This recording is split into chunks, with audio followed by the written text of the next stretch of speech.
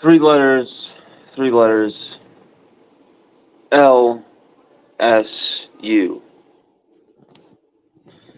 LSU return to the football field this Sunday.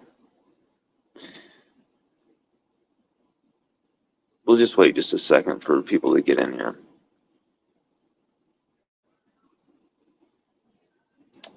So I usually feel bad starting the show proper before people are actually in here.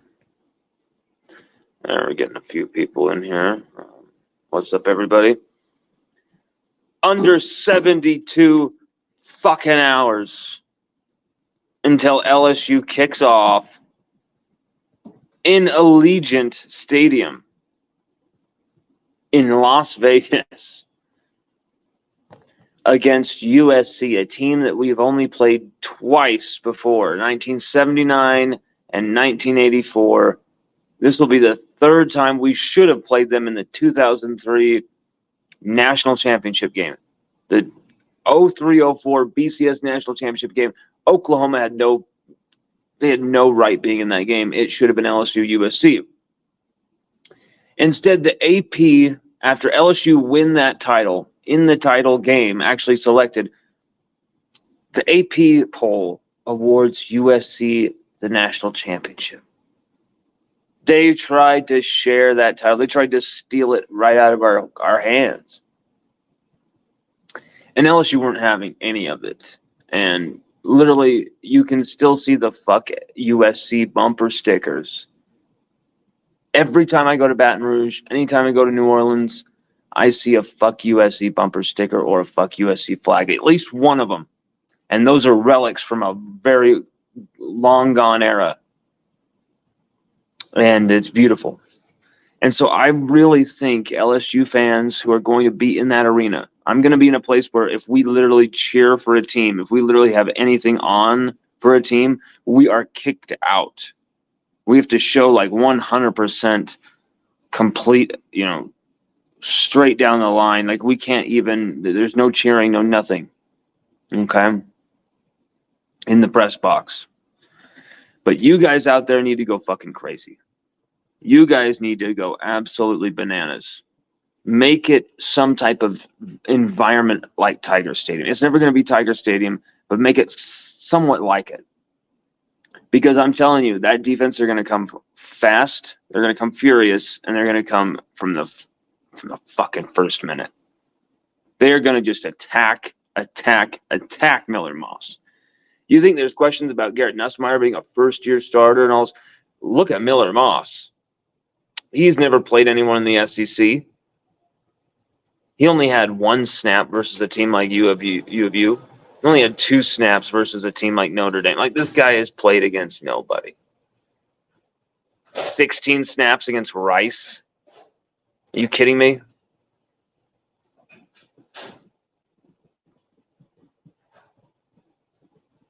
So this is a moment where LSU's fans really need to make something happen.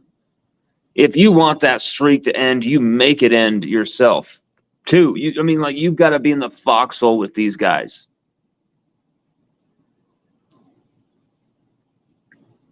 You've got to be. Our fans have to make. Too many times in these games have we seen our fans, something happens, we get down 7 points, get down 10 points, get down even 3 points. An interception happens, a fumble happens, something, and it's like the game's far from over. But our fans become this collapsing, moody, like, I get that you're drunk as hell. Don't let it become a mood fest, a moody, grouchy fest because it's third and fourth quarter and some bad plays have happened and it's not quite the game you expected. If we have a raucous crowd atmosphere, this team will deliver. I have a feeling this team's going to deliver anyway. And it can't just be they have to deliver on the field and then we'll make some noise. It has to be they screw up sometimes. They make some mistakes, and you're still just as loud. You're still giving them everything you got because this team is going to give us everything. I am telling you, this team will not lose a game 45-28 or something like that. They will not get blown out by USC. They will not be embarrassed by USC. The 5-minute footage, little 5-minute footage package I got of LSU's last practice. This team, it's not just going to be a fist fight. This team are ready for a declaration of war. Okay? Because they know how disrespected they've been. They know how dismissed they've been. They know how just completely, just ignored by the LSU. LSU's been ignored completely by the national media. And you even have Louisiana sports analysts, who are too scared to pick LSU in their college football playoff because everyone else didn't pick it. So I got to follow everyone else. Put Notre Dame in there, put Penn State in there, put this. You guys, my pick of Florida State being, one of the lower seeds is already looking bad. But, oh, my God, them not picking LSU, even like any of them, anybody, it's really alarming to me. And I think a statement win is necessary here. A statement win is needed here. If they don't find a way to pull off a victory here against USC, Lincoln Riley's fucking. It'll be tough to take, and Brian Kelly can't make excuses after this one. There's no excuses. There's no he is literally going to be a colossal, catastrophic fault if LSU loses this game. And while Lincoln Riley has more pressure on him, while Lincoln Riley's job isn't really figured out or very settled, and his future at USC is far from certain, I just feel like there's more hell to pay if Brian Kelly and LSU lose this game. Way more hell to pay. Whereas USC are now almost expected to lose this game by so many gamblers, by so many, Vegas is shrinking that line though, from 6 points to 3 or 4. So it's going to be likely a close game, likely a 1.5 possession game. But expect this game to be among the highest rated of the season. So many people are waiting to watch this game. So many people are. Anytime I hear analysis on this game, people are just fired the fuck up. Just I cannot wait to watch this game. It's going to be surreal to be there. It's going to be surreal to be there. And LSU Odyssey will be packing up the Odyssey wagon, the Nissan Altima, tonight, and we'll have everything ready to go. And it'll be a wild journey. I've done this route hundreds of times. So with my family, without my family, driving, not driving. So I know what to expect. It'll be 6 hours and about 5-minute drive. Got so many good albums I'm going to take with me to blast. And only thing that's annoying is that I can't write and kind of do all this shit while I'm driving on my phone. Sadly not going to be possible, but we are toying with the idea of doing a live stream while we're driving.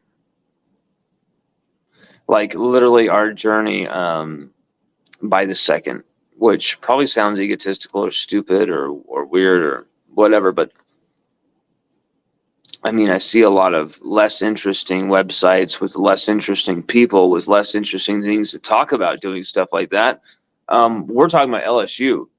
We're a very weird, trippy, entertaining person. We usually run into very crazy incidents. So we're toying with that idea. There's going to be a special guest on the show in Vegas. Hopefully not the only one. We have so many ideas we've been trying to put together, so many different things we've been trying to put together, talking to this person, talking to that person, trying to get logistics going. Some people haven't replied. Some people don't seem interested in talking with us, maybe. Which, that's some media people.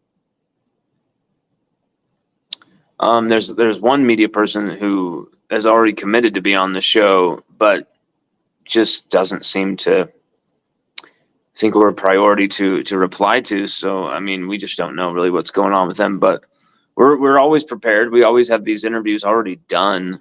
We've already got the questions already done. It's just, when is it going to happen? Hopefully this Friday, Saturday, in the build up to this game, we'll get some nice guests on the show, get their feelings about the whole thing. We are going to be about town, though. We are going to be getting any fan who wants to be on our show, any fan who is serious enough about LSU and wants to talk, more than welcome to come on the show. And we'll ask you a few questions, get your answers, and you'll be on the show as a guest, a man on the street guest, or something like that.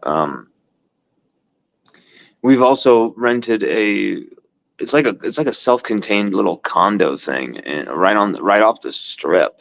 So we are like right in the heat of the action, but we've got like a very private place to ourselves as well that could fit probably like 35, 50 people with a crazy party going on, like probably even around 100 it could fit in this place.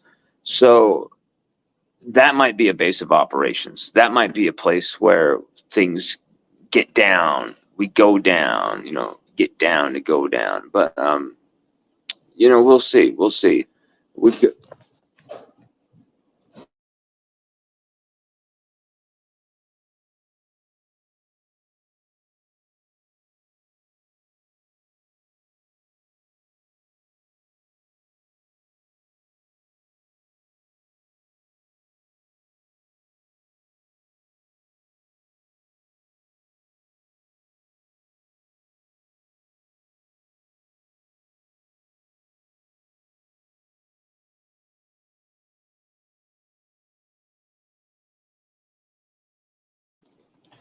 it is really hard to be at work when you've got you just want to get on the road, get the fuck out.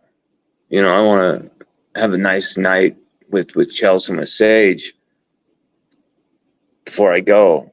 And then, man, I am off. This has been so long in the making. So many LSU moments I've missed. And this is one that a lot of people are going to miss. This is one that a lot of LSU fans who usually make things are going to miss. And we're lucky to be there. We're going to be lucky to be there. So we're chomping at the bit. We understand that we're in a privileged place, a privileged spot to be able to go to this game, one, but two, to get credentials for this game and have that type of access. It's very, very cool. We've done this type of thing before, but not like this. SEC championship games, but not like this. Neutral site, Allegiant Stadium, USC. I mean, that's a matchup that we've been talking about for years. I mean, this game was started, was settled, was agreed to in 2016, 2017, 2018, 2019. It couldn't be later than 2019, 2020. Like probably even just 2019, 2018, like when this was decided, because it feels like it's been a millennium. One player that no one's talking about from USC who has LSU ties, Race John Davis, former 5-star linebacker, committed to LSU for almost a year, was like the superstar linebacker and one of the superstar defenders of his class out of Mater Dei. And then he goes to USC. He flips the commitment from LSU and goes with USC, right? And USC just have treated him like crap ever since he's been there. They haven't given him a single chance, haven't given him a single opportunity. And he's actually been very effective anytime he's played. And he's played very, very, very rarely, but has a few pass breakups, a few TFLs, a sack. And he barely has played. He's played like 15, 20 snaps or something his entire USC career. It can't be more than 50 snaps. Like, it is literally insane how USC has treated Rayshawn Davis. And because of that, little by little by little, you go from like an elite prospect, an elite player, to you're not getting enough game time. You're not developing. You're not improving. You're not getting better. You just slip off. You fade away. And that's what we've kind of seen. I would love to see Rayshawn Davis have a good game against LSU, be the only defender from USC to have a good game, only him, and then he goes on and has like a great year or something in spite of USC's mismanagement. That would be cool. That's just speaking from someone who's like I'm a friend of him and his father, Rashad, who we're going to definitely be meeting before the game. Also, Malik Neighbor's mother, Tanya, will be in attendance as well, because she is going to be there to support her nephew, Jordan Allen, who may or may not be starting for this team. It'll be very interesting to see. But yeah, everybody, I just wanted to kind of let you know. I mean, we got 72 hours left, under 72 hours now. And it's probably under 48 hours. And I'm just like way off. And I'm like, just like thinking it's longer than it is. I mean, technically it's Thursday, game's on Sunday. So I guess we're technically right. But man, we're right there. We're right there. We are right there. I can taste it. I can feel it. One last thing I want to say. I've seen a lot of people complain about this media guy, that media guy, and then they still like and support their stuff. And then they, at least to my face, have said they like me and they like my stuff more, usually. So if you do, I'm asking you, before this season, support the person you actually like, support the person whose stuff you actually enjoy and actually respect over the people you don't, just because they may have a bigger platform. You know, give us a shot for once. Give us a chance.